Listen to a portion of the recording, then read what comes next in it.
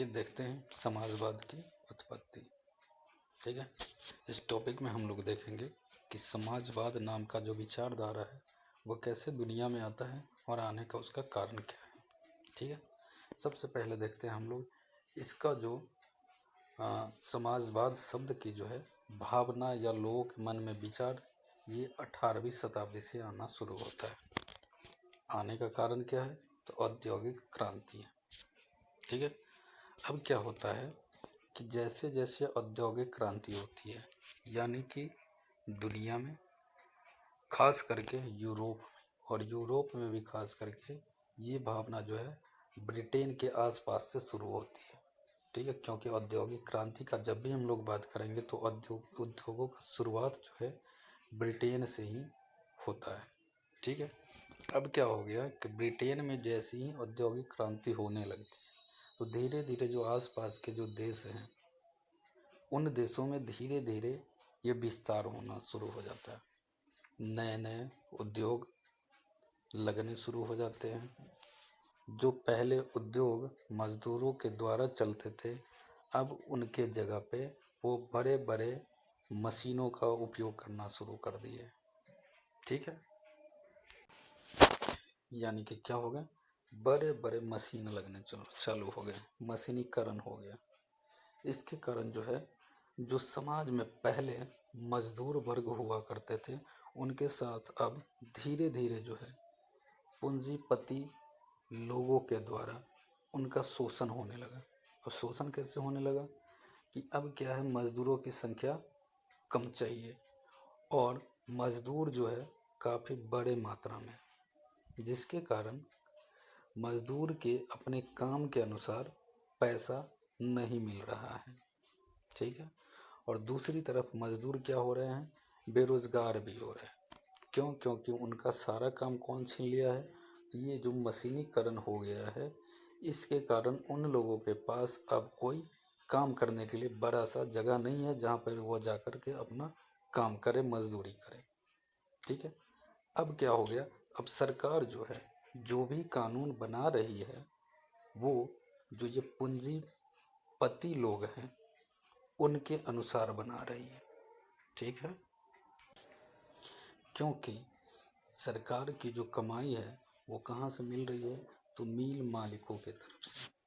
ठीक है, जिस कारण से जो सरकार है उस टाइम की वो जितने भी कानून बना रहे हैं वो सब के सब क्या हैं, श्रमिक विरोधी नीतियां ही रहती हैं।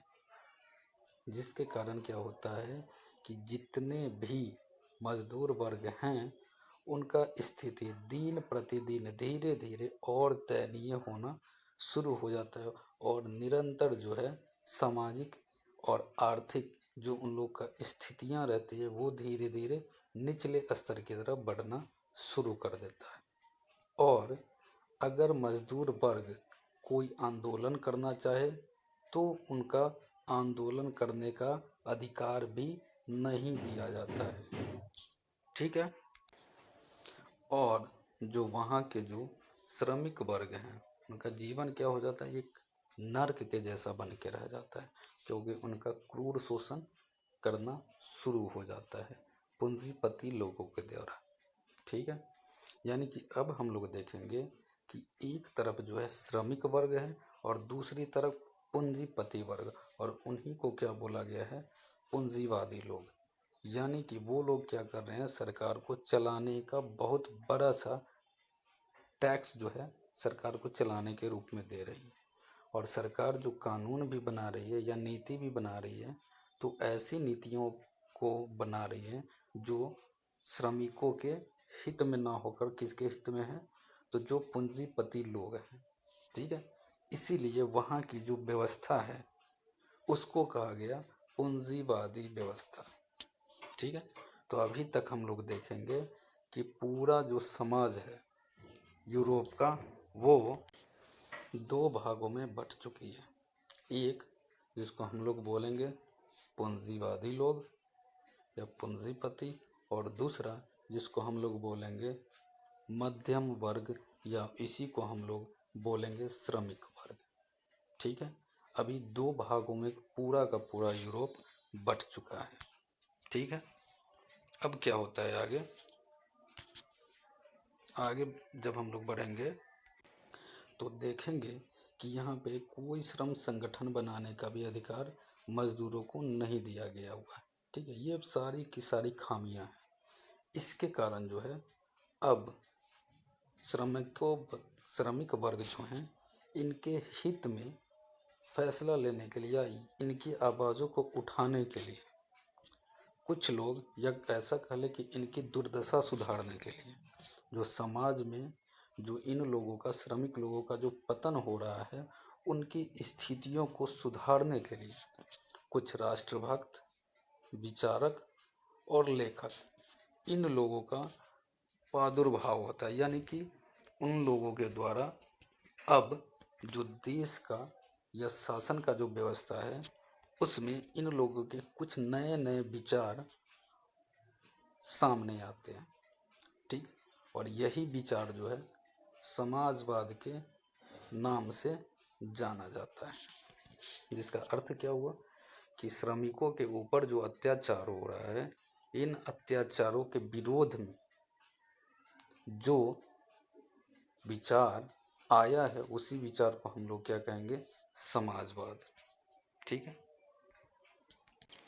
इनमें से कुछ विचारकों का नाम उल्लेखनीय जैसे कि Saint Simon, Fourier, Louis Blanc, Robert Owen, Karl Marx and Engels, ये सारे के सारे कुछ ऐसे नाम हैं जो समाजवादी के विचारक लोग हैं, यानी कि समाजवादी विचार के लोग हैं। ठीक है, इनमें से खास करके आर्थिक व्यवस्था जो यूरोप में चल रही है उनकी कड़ी आलोचना करते हैं, और औद्योगिक संगठन, पूंजीपतियों, श्रमिकों के पारस्परिक संबंधों के विषय में एक नए प्रकार के सिद्धांत का जो है प्रतिपादन करते हैं, यानी कि विचार लोगों के समक्ष में रखते हैं।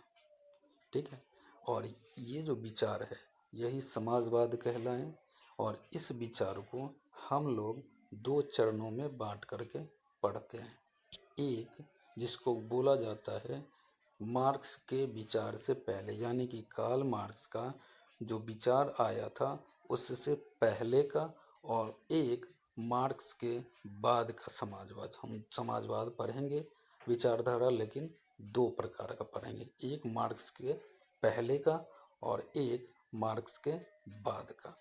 ठीक है, इसमें जो है हम लोग दो तरह के विचार, जिसको एक को कहा जाएगा यूटोपियन, जो कौन से होंगे, तो कार्ल मार्क्स से पहले वाले, और दूसरा वैज्ञानिक समाजवाद, जिसको हम लोग बोलेंगे कि कार्ल मार्क्स के बाद वाला विचार।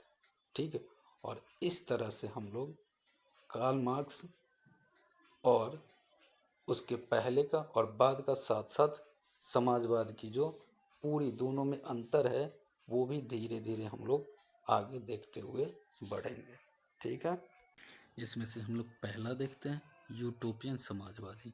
तो ये कैसे लोग हैं, वैसे लोग हैं जो आदर्शवादी हैं तथा उनके कार्यक्रम की प्रकृति कैसी है, तो वो ज़्यादातर अव्यवहारिक है। लेकिन एक बात ध्यान रखेंगे कि ये जो है क्या है, आदर्शवादी होते थे।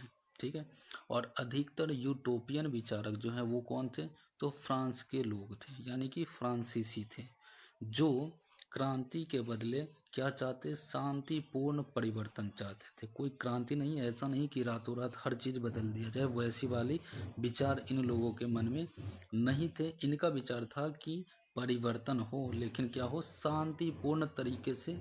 ठीक है, अर्थात वे वर्ग संघर्ष के बदले वर्ग समन्वय की बात करते थे, यानी कि वो संघर्ष नहीं चाहते थे, खून खराबी बिल्कुल नहीं चाहते थे। वो चाहते थे कि शांतिपूर्ण तरीके से धीरे धीरे ही सही, लेकिन समाज में बदलाव आना चाहिए, ऐसे वाले लोग थे।